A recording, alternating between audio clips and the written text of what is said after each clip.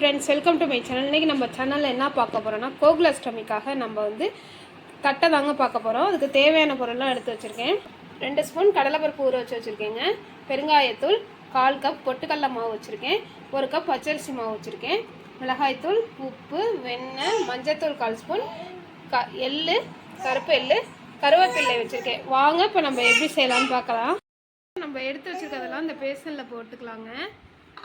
பச்சரிசி மாவு, பொட்டுக்கடலை மாவு, கடலைப்பருப்பு, எள்ளு, மிளகாய்த்தூள், மஞ்சத்தூள் 1/4 ஸ்பூன், உப்பு, பெருங்காயத்தூள், கருவேப்பிலை, லாஸ்ட்டாக கொஞ்சம் வெண்ணெய் சேர்த்துக்கிறோங்க. இது எல்லாத்தையும் நல்லா பிணைஞ்சிக்கிறோம். பிணைஞ்சதுக்கப்புறம் இப்போது கொஞ்சம் கொஞ்சமாக தண்ணி சேர்த்து நம்ம பிசைஞ்சிக்கலாங்க.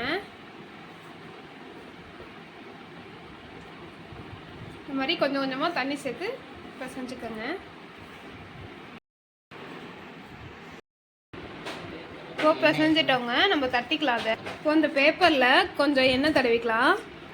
இப்போது நம்ம பிசைஞ்சதை தட்டிக்க போகிறோங்க.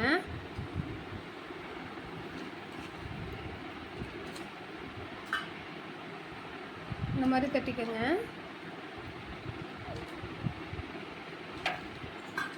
பாருங்கள், நமக்கு ஷேப் கரெக்டாக வருது. இது மாதிரி நீங்கள் எல்லாத்தையும் தட்டிக்கலாங்க. பாருங்கள், இப்போது இந்த அளவுக்கு தட்டி வச்சுருக்கோங்க. இப்போ இந்த கடாயில் நம்ம இதை பொரிச்சு எடுத்துக்கிறதுக்கு தேவையான அளவு எண்ணெய் ஊற்றிருக்கோம். எண்ணெய் காஞ்சிருச்சான்னு பார்ப்போம்.